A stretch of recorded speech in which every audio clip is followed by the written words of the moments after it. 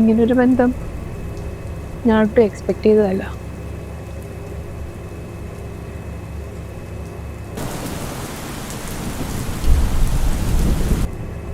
എനിക്ക് ഒരാളുടെ കണ്ണെ നോക്കി സംസാരിക്കാൻ അറിയില്ല, പ്രത്യേകിച്ച് പെണ്ണുങ്ങളുടെ.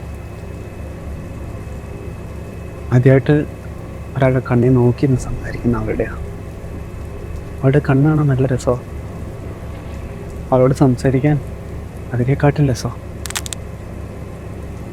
എനിക്കും ഒരുപാട് ഇഷ്ടമായിരുന്നു. അതാ വീട്ടുകാരെയൊക്കെ തെറിപ്പിച്ച് ആരുടെയും സമ്മതമില്ലാതെ ഞങ്ങൾ പോയി രജിസ്റ്റർ ചെയ്തത്. ഞാൻ എപ്പോഴും അത് ഇവർക്ക് പറ്റിയ ഒരാളാണോ ഞാനെന്ന്. കാരണം അതിനുവേണ്ട ഒരു ക്വാളിറ്റി എനിക്കില്ലായിരുന്നു. എന്നെ എന്ത് സപ്പോർട്ടായിരുന്നെന്നറിയോ? എനിക്ക് വയലിൻ പഠിക്കണമെന്ന് വലിയ ആഗ്രഹമായിരുന്നു. എൻ്റെ ഒരു ബർത്ത്ഡേക്ക് സർപ്രൈസായിട്ട് ഒരു വയലിൻ ഗിഫ്റ്റ് ചെയ്തു.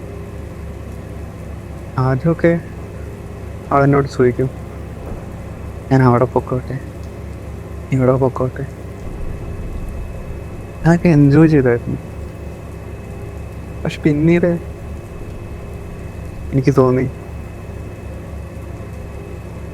എൻ്റെ ഒന്നും ആവശ്യമില്ല. എന്നോടങ്ങനെ പറഞ്ഞിട്ടുണ്ടെങ്കിലും ഞാൻ പുള്ളിയോടെല്ലാം പറയുമായിരുന്നു. പുള്ളിയാണെങ്കിലോ പിന്നെ ഞാൻ ചോദിച്ചാലോ ഒന്നും പറയാതെ